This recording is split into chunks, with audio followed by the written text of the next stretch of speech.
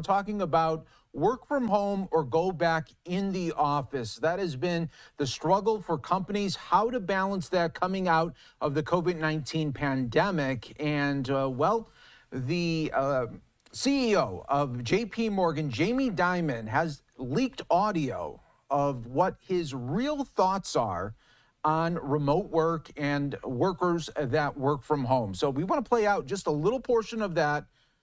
Here is that leaked audio. Not paying attention, not reading your stuff, and if you don't think that slows down efficiency, creativity, creates rudeness, and stuff, it does, okay? And when I found out that people are doing that, you don't do that in my meetings.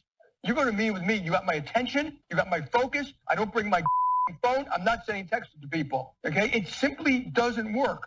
And it doesn't work for creativity. It slows down decision-making.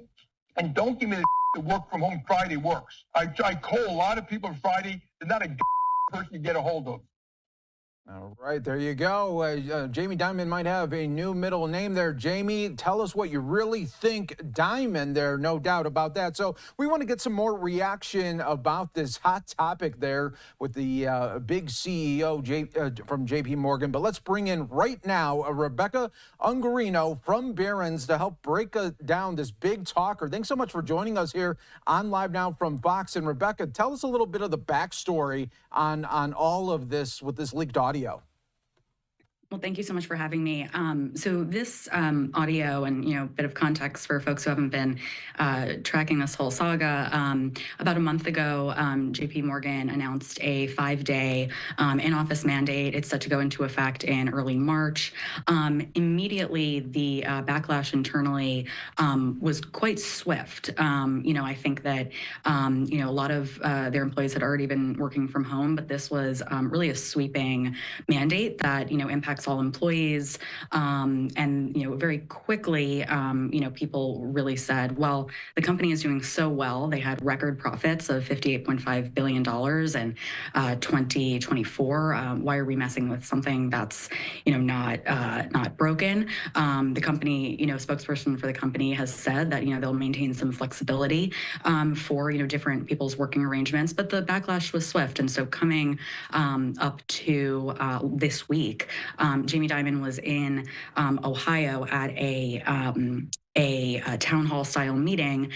He was visiting Columbus, Ohio, opening of a new branch. While he was there, he met with employees and had this town hall meeting where someone said, an employee said, Jamie, I work on a team that works across geographies, works across countries, time zones. It makes no sense for me to be in the office. He talked a little bit about it, and that prompted some of these remarks from Dimon. He said, listen, and as you heard, I've had it. He goes on, and so that's what led to the remarks this week. Yeah, those were big comments there, obviously getting a lot of buzz there. And from the perspective of JPMorgan, they have so much real estate, so many office buildings. Of course, they want their workers back in. Obviously, workers that work from home now, they have different feelings. Exactly. And so, a lot of the sources I've been talking about, we had broken a story about layoffs a few days ago. We had broken a story about really the backlash to the return to office mandate last month. And a lot of sources are saying, you know what, they're building this huge new headquarters in Midtown, not far from where we are here. That is set for completion, I believe, by the end of 2025. And they're saying, well, they just want to fill this this big headquarters. They want that to pay off. The company hasn't confirmed how much that headquarters has cost. $3 billion is out there as an estimate, but they have not confirmed. But it's a massive, massive building. It's a massive, massive piece of real estate that's going to be their new headquarters. And New York is a huge presence for them. So, a lot of sources I'm talking to inside the company, kind of point to that, and they're disappointed. And there's long been rumblings of Jamie Dimon as Treasury Secretary, even after President Trump won in November again. Obviously, they have a different Treasury Secretary right now. But, I mean, this leaked audio is sort of like, a MAGA, audition. I mean, if you play that for President Trump, he's going to eat it up. It's funny you said that because, someone I was talking to earlier, an employee of the firm said, it's a lot of his comments about bureaucracy. And that wasn't in the clip you just played, but it was, really he focused on RTO, bureaucracy within the firm. That took up a lot of his comments. That's what we had written up. That's what some of the audio that we had published. And it, I won't comment on, kind of a Trumpism or a MAGA-ism, kind of parallels there. But I think certainly when you think of the Department of Government Efficiency, I think that's someone I was talking to just drew that parallel. And I said, he's talking about bloat and overspending. He talked about overspending on diversity initiatives without going into specifics.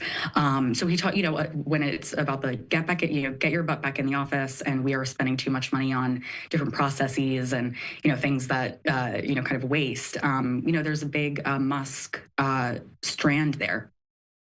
Yeah, no doubt about that. And then lastly here, with this audio out there, no doubt the workers know what the thinking is for the CEO. Will that move the needle at all for these that are trying to maybe be on the fence, these employees that are thinking, okay, what should I do? Should I maybe try to find other work? It looks like, there's a hard-nosed approach now. I mean, what's the thought here? Yeah, I think people are already looking for new jobs. I think that, JPMorgan gives, opportunities for people to, try and maybe find some other jobs within the company. That's not true in every case, but, they have certain things like that, services to help people land on their feet. But they are cutting, they're doing these layoffs, and they're kind of coming down with the hammer on return to office. And, the morale around that is not great. One final thing I'll say on return to office is someone described it as the 5-day thing being a universally unpopular policy. So I think that kind of says it all.